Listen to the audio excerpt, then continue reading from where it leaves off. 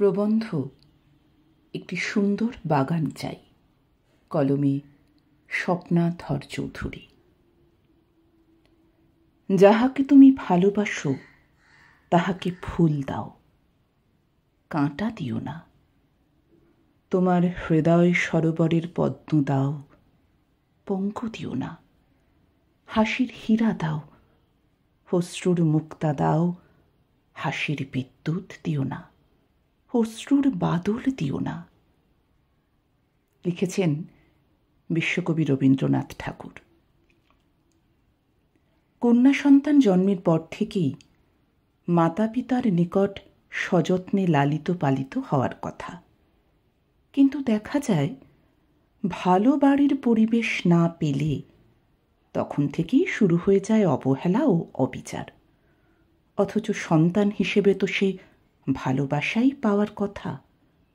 তাহলে সুন্দর বাগানটি গড়তে গেলে এত সুন্দর ফুলগুলো কুঁড়িতেই বিনষ্ট হতে থাকে। একটা বাগানে কত রকমের ফুল থাকে, আমরা ভীষণ ভালোবাসি ফুলের সৌন্দর্য উপভোগ করতে। এটাই তো স্বাভাবিক, মানুষ সৌন্দর্য প্রিয়, তাই তো সুন্দর বাগান গড়ে তোলে। মানুষ সৌন্দর্য বিলাসী, তার জন্য দেশ বিদেশ যায় ভ্রমণ করতে, আরও বেশি করে অভিজ্ঞতাকে বাড়াতে, জানতে দেশ বিদেশের ইতিহাস, ভূগোল, বিজ্ঞান ও প্রযুক্তি আর শিল্পকলাকে কাজে লাগানোর জন্যই প্রচেষ্টা চালিয়ে যাচ্ছে। এর থেকে জ্ঞান অর্জন করে সভ্যতার অগ্রগতি ঘটাতে।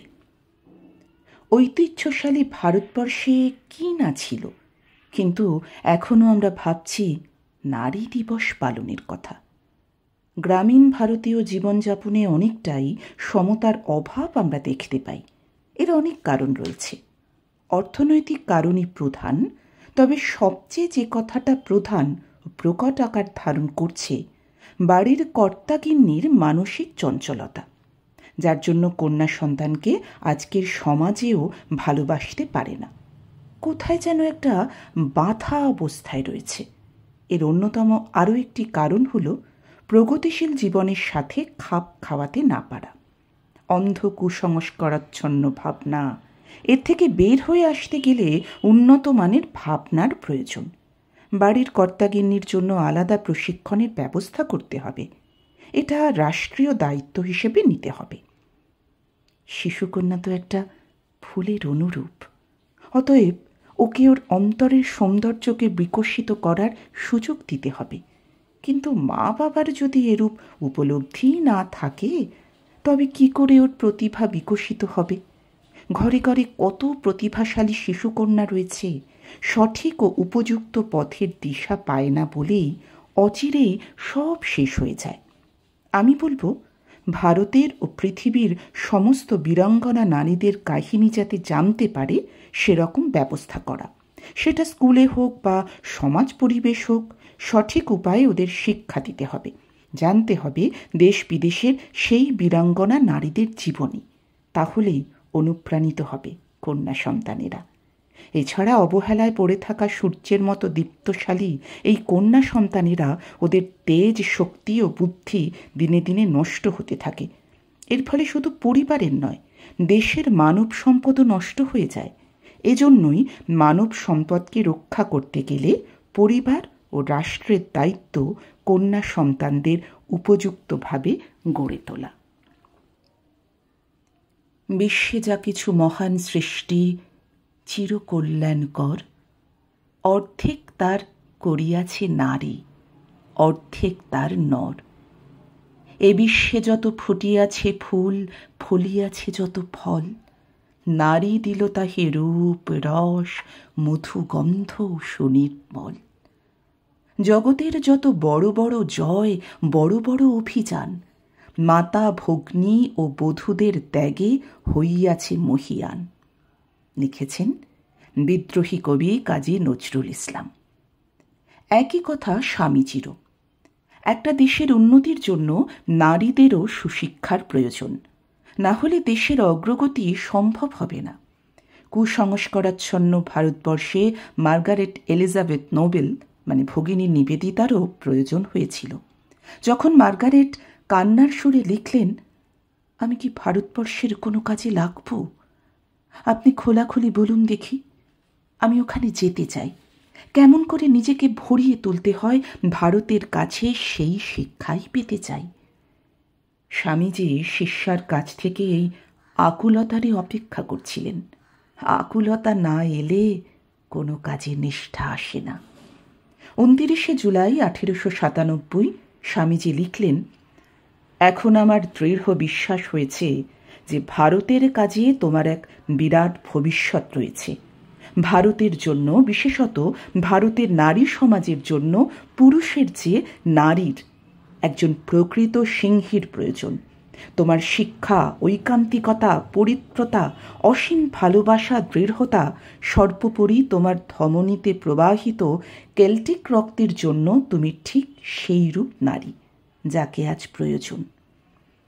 নিবেদিতা আয়ারল্যান্ডে জন্মেছিলেন, কিন্তু ইংল্যান্ডে তিনি প্রতিপালিতা ও শিক্ষিতা হন। কর্মক্ষেত্রে তৈরি হয়েছিল ভারতবর্ষে। সব মিলিয়ে তিনি সমগ্র বিশ্বেরই। তার আদর্শ ও আত্মনিবেদনের ভাব তাঁকে অনন্তের পর্যায়ে উন্নীত করেছিল। তাঁর পিতামাতা নিষ্ঠাবান খ্রিস্টান দম্পতি ছিলেন, অতএব পারিবারিক পরিবেশ তাঁকে উন্নত পর্যায়ে নিয়ে যেতে সাহায্য করেছে। এমনই তো চাই। মা বাবা, নিবেদিতা যখন ভারতবর্ষে আসেন তখন বাবা ইহলোক ছেড়ে চলে গেছেন। অতএব পরোক্ষভাবে মায়েরও অনুমতি ছিল বলেই আজ নিবেদিতা বিশ্ববরেণ্য হবার সুযোগ পেয়েছিলেন। আমরা মাদার টেরেসার উদাহরণও পাই। কত বড় মহান ব্যক্তিত্বশালী মহিলা যিনি সমগ্র বিশ্বের। আমরা কথাশিল্পী শরৎচন্দ্র চট্টোপাধ্যায়ের ওনার 57তম জন্মদিনের প্রতিভাষণে ওনার লেখা থেকে পাই, সংসারে যারা শুধু দিলে, পেলে না কিছুই, যারা বঞ্চিত, যারা দুর্বল, উৎপীড়িত, মানুষ হয়েও মানুষে যাদের চোখের জলের কখনো হিসেব নিলে না, নিরুপায় দুঃখময় জীবনে যারা কোনো দিন ভেবেই পেলে না সমস্ত থেকেও কেন তাদের জীবনে কিছুতেই অধিকার নেই। এদের বেদনাই দিলে আমার মুখ খুলে, এরাই পাঠালে আমাকে মুখ খুলে, এরাই পাঠালে আমাকে মানুষের কাছে মানুষের নালিশ জানাতে। আমরা শরৎচন্দ্র চট্টোপাধ্যায়ের লেখা থেকে যে আক্ষেপ দেখতে পেলাম, এ সভ্যতার যুগেও কি তার অবসান ঘটেছে? আমি যদি বলি, বৈদেশিক শিক্ষা দীক্ষার প্রভাবে বাইরের চেহারার পরিবর্তন ঘটলেও প্রকৃতপক্ষে মেয়েদের অন্তঃপুরের দুঃখ দুর্দশা এখনো কাটেনি। তবে রাজা রামমোহন রায়ের প্রচেষ্টায় সতীদাহ প্রথা বা পণ্ডিত ঈশ্বরচন্দ্র বিদ্যাসাগরের প্রচেষ্টায় বিধবা বিবাহ ইত্যাদির মতো অনেক সামাজিক প্রথা রহিত হয়েছে। মেয়েরা, নারীরা বের হতে পারছে অনেকটাই। সামাজিক দুঃসহতম অবস্থা থেকে নিষ্কৃতি পেলেও কোথায় জানি মনে হয় এখনো সব নারীরা স্বাধীনভাবে জীবনযাপন করতে পারছে না। এর কারণ তো বললামই, পারিবারিক শিক্ষার অভাব রয়েছে। না হলে নির্ভয়ার মতো নারীরা আজকের সমাজ থেকে চির বিদায় নিতে হয়। এছাড়াও বহু কন্যা সন্তান পরিবারেও সঠিক নিরাপত্তার অভাবজনিত কারণে সঠিকভাবে বিকশিত হতে পারছে না। আমি বলি, হে সমাজ, মেয়েদের, নারীদের উপযুক্ত সম্মান দাও, যেন ওরা প্রস্ফুটিত ফুলের মতো তাদের সৌন্দর্য বিকশিত করতে পারে। দেবে তো সেই অধিকার? একমাত্র ভালোবাসাই পারে সব। তাই বিশ্বকবি রবীন্দ্রনাথ ঠাকুরের কথাতেই বলি, সত্যিকারের আদর্শ লোক সংসারে পাওয়া দুঃসাধ্য। ভালোবাসার একটি মহান গুণ এই যে সে প্রত্যেককে নিদেন একজনের নিকটেও আদর্শ করিয়া তোলে। এইরূপে সংসারে আদর্শ ভাবের চর্চা হইতে থাকে। ভালোবাসার খাতিরে লোককে মনের মধ্যে ফুলের গাছ রোপণ করিতে হয়। ইহাতে তাহার নিজের মনের স্বাস্থ্য সম্পাদন হয়।